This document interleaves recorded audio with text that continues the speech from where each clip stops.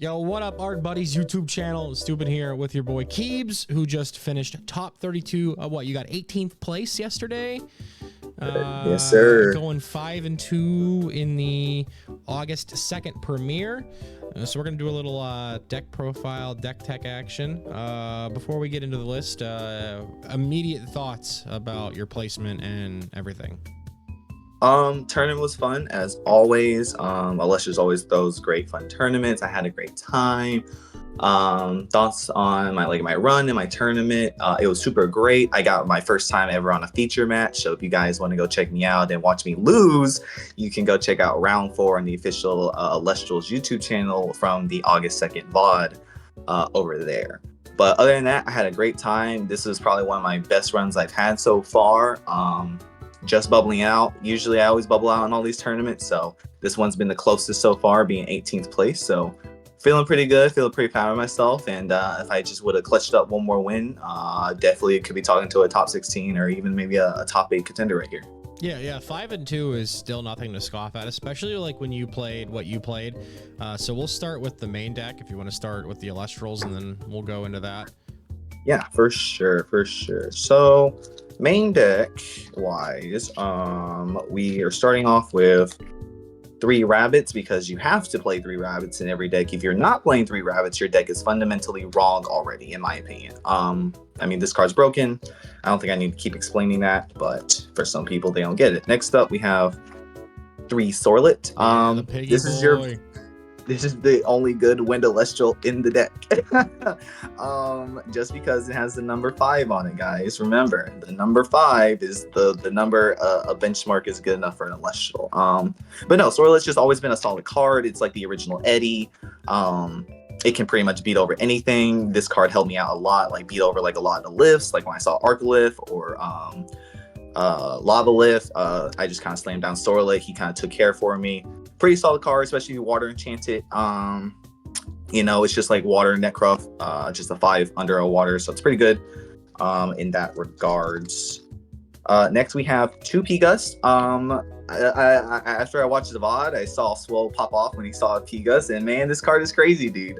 This card is one of the better cards in the deck for sure. It just it's like a free thunderstorm on the body. You know what I mean? You can get a Papa Rune, and can place that guy in defense and call it a day, man. You know, they want to go turn 1 Astrabbit set 1. Okay, I'll go turn 1 Pegas set 1. You know what I mean? You lose your back row and I get to keep 1. This has always been kind of one of my favorite cards when I first started Elestrals, just because I always thought this was one of the most powerful cards in there. Just be able to snipe a Gorgons, a shield, a altar, just whatever I need.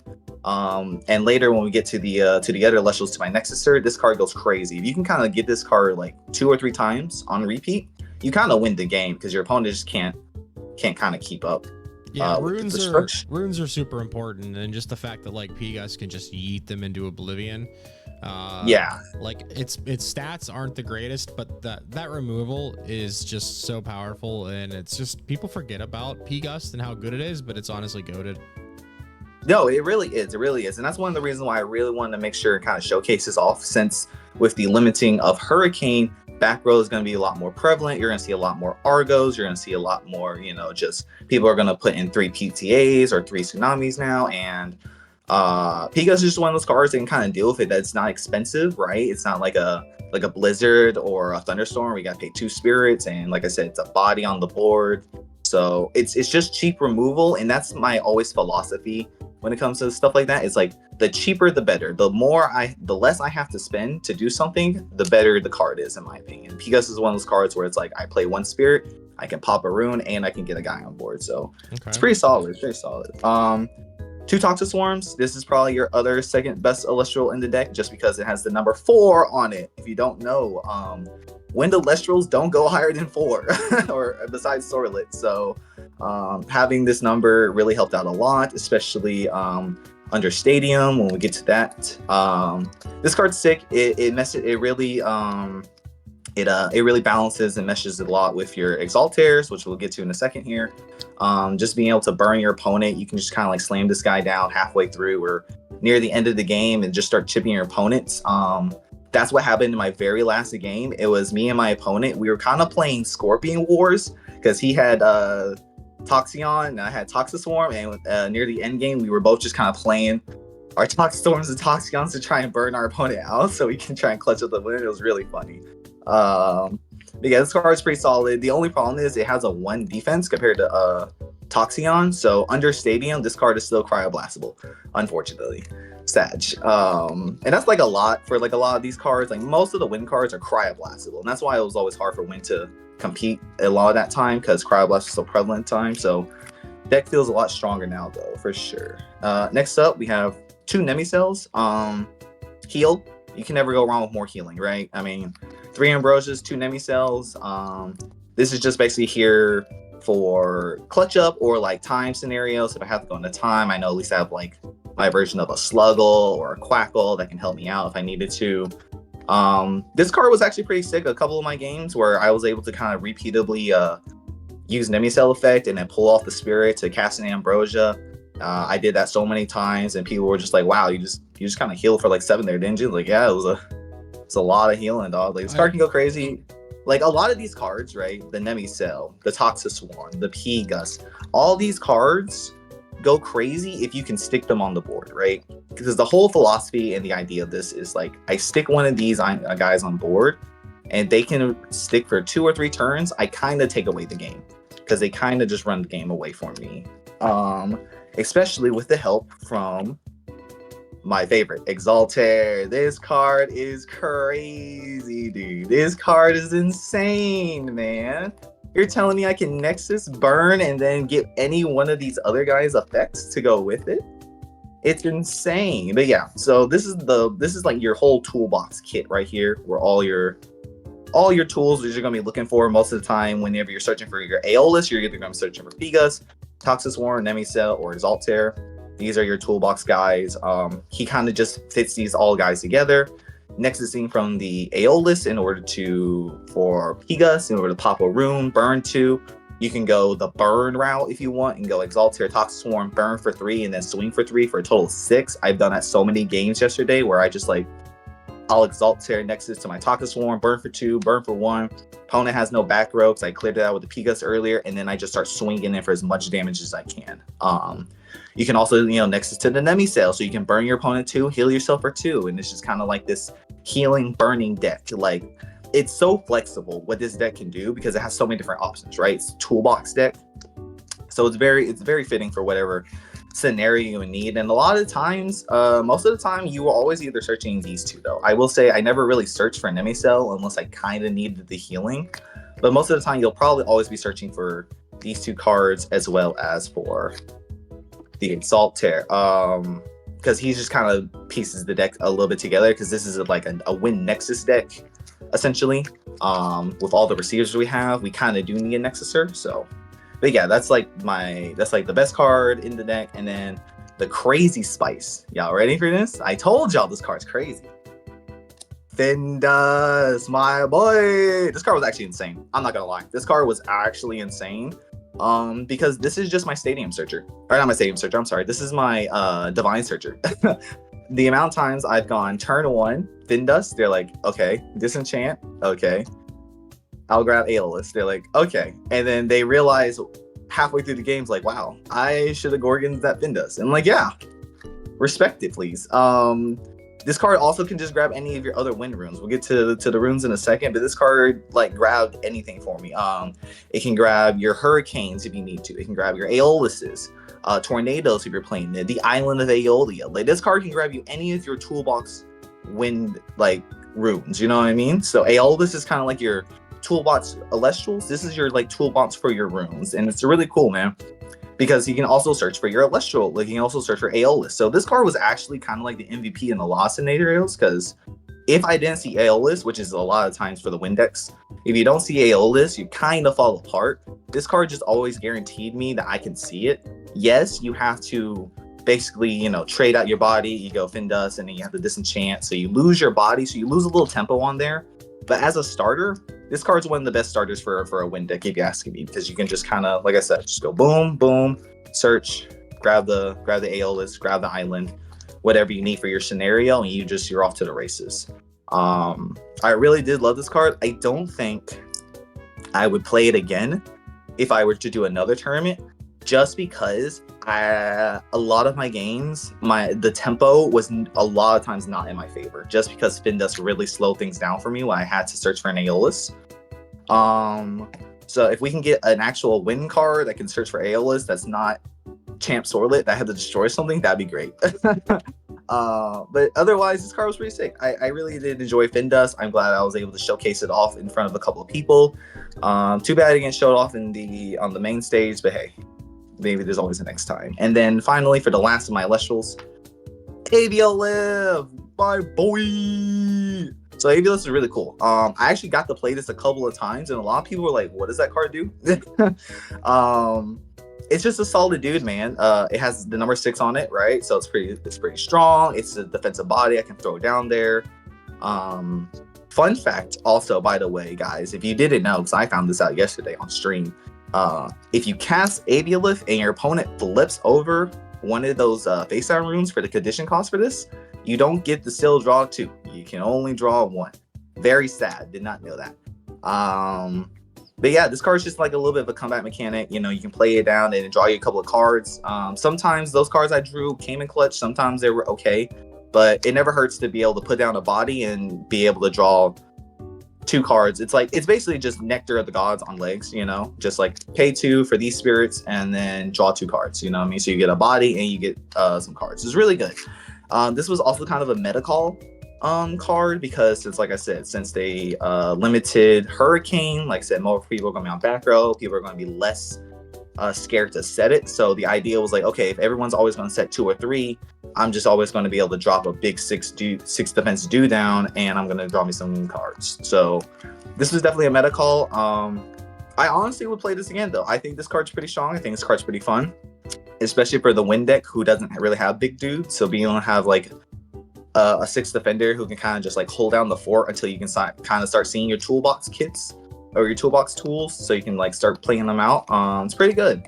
And that's all I have for the Wind Elestrals. So those are all the guys I had ran with it. Overall, I would say every Wind Elestral felt good. There wasn't a single guy who I was like, I wish I had a different guy in here. You know what I mean?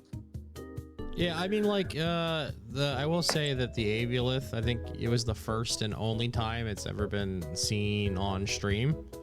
Ooh, let's go. I believe the commentator said that. So that's a cool little tidbit, I guess. But yeah, I kind of agree with like the Findus just being too slow and not really like adding to the tempo of the gameplay.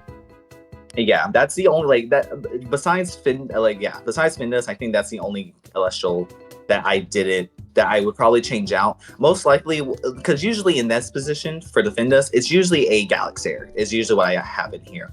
Galaxair, if y'all don't know, is a 1/3/4 Wind Celestial that when it's a conditional, you can swap the positions, attack and defense positions of an Celestial on the field. So it's kind of like Champ Galaxy, but not as cracked because it doesn't have the number 5 on it. So yeah, but usually that's where Findus goes. That's where Galaxy goes. Is usually with the Findus spot set, or just whatever other wind dude. Like if you want, you can play what is it? The bird, Veritaka. That card's pretty sick in this deck, just because if you can Nexus 2 spirits on it, there's not a single card that that bird can't take down at that point. So, and I even think they showcase that in the finale of the tournament in the finals. I believe Perky played a Verituga and kind of crashed into something for the game. It was kind of crazy, if I remember. But yeah, we can go ahead and get on to the runes now. So we can see what I was cooking there. Nothing really crazy though. Rune lineups are usually always going to be same. 3 Ambro. Don't need to talk about Ambro. It's Ambro. Mandatory removal spell. Don't need to talk about that. Tet Tornado. So this card right here, kind of popped off, kind of didn't pop off. If I saw these the moments I needed them, this card would have been crazy. But I never kind of saw them when I needed them. And when I did have them, they did give me value, right? It's my opponent either set 1 pass and I was able to go Tornado, play my Exaltair, get my Nexus shenanigans going, and then at least have a turn of tempo. And it's also, this card's searchable by Findus, right?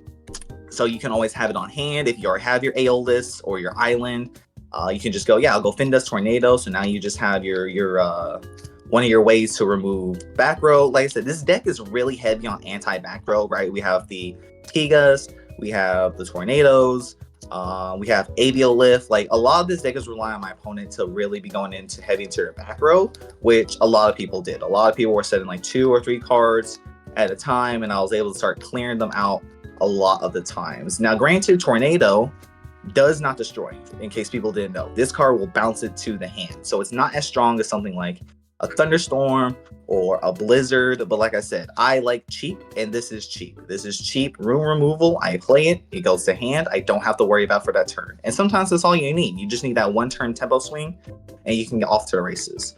So this card was pretty cool. I've always been a fan of it. It's pretty cool. It's pretty cool. Next up, we have our Wind card. So we have 2 Aeoluses. I mean, it's Aeolus. It's expensive, but you kind of need it for the deck to work. So yeah, that's pretty much enough of that. And then Island. I kind of want to talk about Island for a second because this card's insane. A lot of time people still aren't on stadiums for some reason. I don't understand why. Because we kind of are in a stadium war meta, because if you play your stadium, you kind of just win and your opponent doesn't. I know a lot of people in the past have said Island is one of the worst cards you can put in here. I disagree, because your dudes are so small. They're so small, man. You need cards like this in here to help them out. And then, like I said, it's also searchable by Findus. Like, Findus can get you to your Island, your Aeolus, your Tornado, and then other spice cards that I have in my side deck that Findus was able to search as well when we get to the side deck. We're just really leaning heavy on, like, the toolbox here. You know what I mean? Like, we're just running on a hard toolbox stuff, and just being able to search any of these cards just with Findus alone itself was just great. And Island overperform a lot more than I thought, just because whenever I did slap it down, and then it turned like my Toxic Swarm to a 5, my Sorlet to a 6, my Pigas now had a 4, which means there was a lot of guys that actually couldn't get over it. So it was pretty cool. Island, I think, is definitely, people should start putting in Windex for sure if you aren't running it. And just in general, if you don't have your stadium in your deck, you might want to throw it in there, man. It'll really help you out a lot. This card clutched up for me a lot of my games here, while I was able to play it, and my guys were able to stick on the board because they were just big enough to stay there. Yeah, typically the only stadium that people are really playing is like Mountains of Boreas and all the Frost decks, just because like you can search for it with Brumalinks easily. Right. So that really does screw up math in a lot of places. Like, you could argue that like Den Turbo has a stadium, but they're just using it for like the Majursa cast, so it doesn't really matter. It doesn't really benefit any of their dudes' stats. So oh yeah, for sure. It's wild. It's wild when a stadium sticks. It really is it's a game changer. Yeah, it really is a game changer. Especially your opponent's not on one. You just have permanent stat buffs on all your guys. Yeah. Unless your opponent's playing a mirror match, and then it's just like, oh. In terms of like counter runes, though, I mean, we're running our standard like 3 Gorgons, 3 Shield. We have 2 Altars, because we are running a heavy like Nexus deck here. So Altar was kind of a necessary inclusion. I didn't run 3 just because I didn't want to go all in on just like, yeah, I will have Aeolus every game, and I will be able to alter every game. And I will say, out of all my counter runes here, and I also have 2 Argos, and after all my counter runes here, these 4 were the ones that felt the worst. Well, I will say Argo, I mean, Altar felt okay. I never got to resolve or use it through the entire tournament, so I don't really know how good this would perform. I'm pretty sure if I had it in the right scenarios, this card would just pop off, because I have all the receivers. So yeah, they could have probably just been 2 PTAs at that point if you never used them. The only reason I don't have PTA is because my guys are so small already. The -2 doesn't really matter, because they're probably still big enough to beat over me. You know what I mean? So it's just like, what's the point? That's my philosophy behind no PTA. Just because it could have been Tsunami then, and then it could have been Tsunami. Yeah, so there you go. Easy fixes for the future. You cut the 2 altars for 2 Tsunamis. You cut the 2 Findust for 2 Champ Galaxies, and you fit in 3 or 2 Leviathan into your Spirit deck. Oh yeah, for sure. And then Argo. This card sucked. Don't play this card.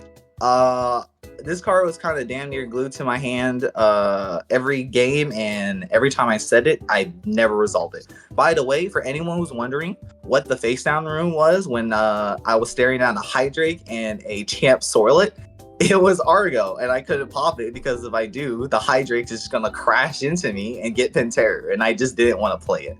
So in case anyone's watching this and they remember and they were wondering what the hell that face down room was, it was an Argo that I just didn't want to resolve because it just didn't felt good. And the reason why we even played Argo was for the necklace, obviously, so we can buff up our little dudes because they need it. And also because if we're gonna run a heavy Nexus one, I was like, oh, I can just throw out Exaltair with an Argo, and then Nexus the spirits from the necklace over to whatever receiver I'm going to play on the following turn for my Exaltair. It's going to be sick. It's going to be crazy. Never did that once the entire tournament. Was not a fan of these cards. I don't know if I would play them again. I don't think I will because they're already expensive, an expensive deck already. I think that's a problem with Argo in Wind. Just in general, it's so expensive, and you're already playing such an expensive element, the expensive element. So playing more expensive cards is kind of rough. These cards felt rough. They really did. These are the ones I would probably immediately change out first and start looking into other options. So like these could be the PTA and the Tsunamis, and then that way I have like my full counter room sweep. And then maybe that would have felt a little bit better. But other than that, in terms of the rooms, they all felt fine. Like, I mean, they're all just your generic counter rooms. Not really much to say about most of them. We all know what they do. We all know what I have on our decks. You know what I mean? All right, let's move along to the Spirit deck first. Yeah, for the Spirit deck, for sure. Spirit deck isn't too crazy. For Wind, you don't really... your boy math is very easy. So we just got 2 Terratlas here, 3 Leviathan, 3 Zaptors, and then 12 Wind Spirits. Easy enough. All right. All Wind Spirits. You need as much as you can. You're playing the most expensive element, so the more wind you have, the better your chances are going to be able to play your cards. And these are just all for our flavor and tech pieces. The 3 for the rabbits, the 2 for Earthquake, and then 3 Leviathan is actually pre-sided in spirits for our spirit decks. We have a lot of water going in our spirit deck here. So instead of just throwing our spirit deck, I decided to board them in. That way I can water enchant my Sorlets if I need to. And that was it. These are literally here just to water enchant Sorlet, or just used to pay for like counter runes or whatever I needed to. Let's move along to this the sideboard. Yeah, for sure. Sideboard was kind of interesting. So for the side, we have our PTA and we have our Tsunami, right? We did have the counter runes. We always did swap them out when for Argo and the necklaces. These were usually what came in, depending on the matchup. They felt fine. I mean, they're just, the backup counter runes, nothing crazy. And then here's where the tech comes in for my side deck, right? So we got 3 Champ Galaxies, right? But we're also playing 2 Monsoon of Urus. This card is insane, dude. Let me tell you. The amount of times I sided this in, played it, was able to enchant up to 2 spirits to like 2 of my receivers on the board was kind of crazy. And then was able to suppress some guys on the field. Kind of nuts, man. I went Monsoon. I had a Pegas and I had a Nemicel on board. I enchanted to the Pegas, popped a rune. I enchanted to the Nemicel, and I got a heal. It was crazy. This card actually just might be a main board card, low key in the deck. Because you're playing so many receivers. So just being able to enchant to your receivers, right? Like I can go Exaltair Nexus to Toxic Swarm, burn for 3, Monsoon, get an extra burn in and swing just for more damage. It's crazy. And if you sided in the Champ Galaxies, right, and say if we're gonna play Galaxiers, we can play the Galaxies. Now you have another card, another receiver that synergizes with this card. So and honestly, I think I would take out like the Argo package and find a way to fit in this package right here. And I feel like if I would have had this package, my run would have been a lot better. I did side in all these cards pretty much almost every game, and I never saw the Galaxies though. Never did see a single Galaxy all day. Monsoon Ernest I saw a couple of times, and when I did see it, it came up, it popped off really hard. But I really am loving this package right here. I fall in love with this, and this is where all of our water spirits are at for our deck, by the way. This is why we pre-sided in, so it's kind of like our water package right here for the deck, which is pretty cool. Having like a little pseudo package in the side deck, being able to just kind of like flex around with any of the dudes we need to is pretty cool. 2 B boxes. This is just for the Bears matchup. That's about it. Or like other wind matchups, because if anyone doesn't know, this card hard counters any wind deck. If you're playing Hermes, if you're playing Aeolus, this card will be the bane of the nightmare. You don't know how many times every time game 2 or game 3 when it's all over and everyone's flipping over the cards, I saw so many people had P-Box set or just P-Box in their hand, and I'm like, yeah, makes sense. You should definitely side it in for a win matchup if they're searching. It just really hurts. 2 Divine Blessings. This is here for Bears matchup, so you can stop the hibernation, but also this is also here for the beaters, like the Hurricane beatdown one decks. The decks are trying to like clutch it out for the one of Hurricane now. I did side this in my feature match. I just didn't see it before my opponent saw Hurricane. Very sad. But that's pretty much all this card's here for. This could probably be anything else if you wanted to. Really, it doesn't have to be Divine Blessing. I just kind of put in here just for my tougher matchups. If you feel like there's a matchup you think this is harder for you, go ahead and side these out for whatever card you need. But I'm a big fan of Divine Blessing. That card's just gonna get crazier over time. And then finally, we have an extra Aeolus in case we needed it, and then the one of Hurricane, because it is searchable. It's searchable by Findus. So if I ever feel like I needed a Hurricane, I can just throw this in my deck. Findus to search for Hurricane. I'll get that thing in my grip, and then now my opponent knows that you can no longer set back row. Like I said, we are on a very heavy anti-back row deck style here, and just adding more anti-back row never hurts. And that's pretty much it. That is what I ran for my August 2nd Premier Tournament. Yeah. Right there. Any final thoughts on the deck? Final thoughts, like I said, probably no more Findus. No more Findus, unfortunately. Just a little too slow. I would probably say no more Argo and no more Necklace. I feel like those cards are just too expensive for this deck. Sideboard, I felt fine, felt great. I don't think the spirits or anything. I didn't feel like I ran out anything because we're already on excessive amount of wind anyways, and I'm only playing my thunders and earths and waters for whenever I need to. Side deck wise, like I said, I would probably cut the Divine Blessing because that's just for meta call and flavor matchup. So these cards I would probably say are the cards that didn't perform at all during the tournament run besides Findus, and these are the ones I would take out for sure. Okay. Like I said, I would probably replace them. Most of these will probably be replaced by the Monsoon package with the Galaxies and Galaxiers, and maybe the PTAs if you wanted to, and the Tsunamis.